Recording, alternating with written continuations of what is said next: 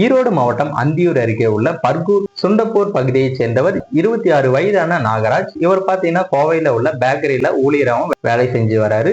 இவருக்கு தாளவாடி அருகே உள்ள குன்றியைச் சேர்ந்த சித்ரா என்பவருடன் கடந்த 2 ஆண்டுகளுக்கு முன்னாடி திருமணமாகி 1.5 மாத பெண் குழந்தையும் இருக்காங்க. இந்த நிலையில நேற்று காலை நாகராஜ் கோபி அருகே டிஜி புதூரில் உள்ள மயானத்தில் கொலை செய்யப்பட்டு பிணமாகவும் கிடந்திருக்காரு. தகவல் அறிந்து சம்பவ இடத்திற்கு வந்த போலீசார் நாகராஜின் சடலத்தை கைப்பற்றி பிரேத பரிசோதனைக்கு அனுப்பியும் வச்சிருக்காங்க.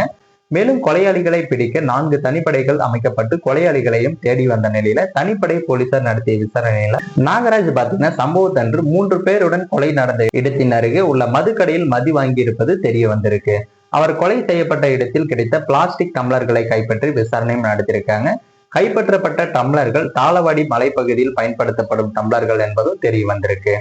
அதனைத் தொடர்ந்து நடத்திய விசாரணையில நண்பர்களே நாகராஜை கொலை செய்து இருப்பதும் விசாரணையில் தெரிய வந்திருக்கு. பின்னர் தாளவாடி அருகே உள்ள குன்றியைச் சேர்ந்த 26 வயதான பார்த்திபன், சத்திமங்கலம் அருகே உள்ள சிவியார் பாளையத்தைச் சேர்ந்த 19 வயதான கார்த்திகேயன், டிஜி புதூரை சேர்ந்த 21 வயதான கௌதம் ஆகியோரை தனிப்படை போலீசார் பிடித்து விசாரணையும் நடத்தியிருக்காங்க. பிடிப்பட்ட அந்த நபர்கள் பாத்தீங்கன்னா போலீசாரிடம் அளித்த வாக்குமூலத்துல நாகராஜின் மனைவி குன்றியைச் சேர்ந்தவர். நாகராஜ் மனைவி வீட்டிற்கு சென்ற போது பார்த்திபனுடன் பழக்கம் ஏற்பட்டிருக்கு. பார்த்திபன் விவசாயம் செய்து வராரு. இருவரும் டிஜி புதூரில் உள்ள மதுக்கடைக்கு வரும்போது பைக் மெக்கானிக்காக உள்ள கார்த்திகேயனும் கௌதமும் அறிமுகமாகி இருக்காங்க. இதை தொடர்ந்து சில மாதங்களாக 4 பேரும் ஒன்றாக மது அருந்துவதை வழக்கமாகவும் வச்சிருந்திருக்காங்க. சம்பவம் நடந்த அன்னைக்கு பாத்தீங்கன்னா அதே மாதிரி 4 பேரும் ஒன்றாக சேர்ந்து மதுவும் அறிந்திருக்காங்க. அப்போது பாத்தீங்கன்னா பார்த்திபனின் மனைவி குறித்து நாகராஜ் உன் பொண்டாட்டி அழகா இருக்கா, நம்பர் கொடு என தவறாக பேசியிருக்காரு.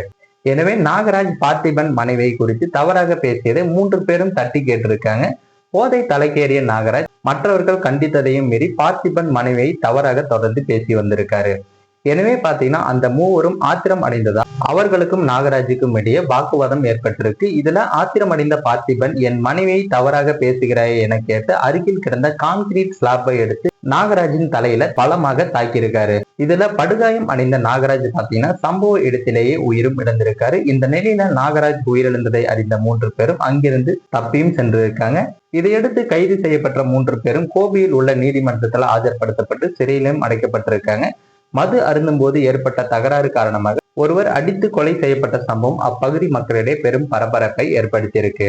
மேலும் இது போன்ற வீடியோக்களை உடனுக்குடன் காண மறக்காம நமது சேனலை சப்ஸ்கிரைப் பண்ணுங்க, பெல் ஐக்கானை கிளிக் பண்ணுங்க. அப்பதான் நம்ம போடக்கூடிய வீடியோ உங்களுக்கு உடனுக்குடன் நோட்டிபிகேஷனா வந்து சேரும்.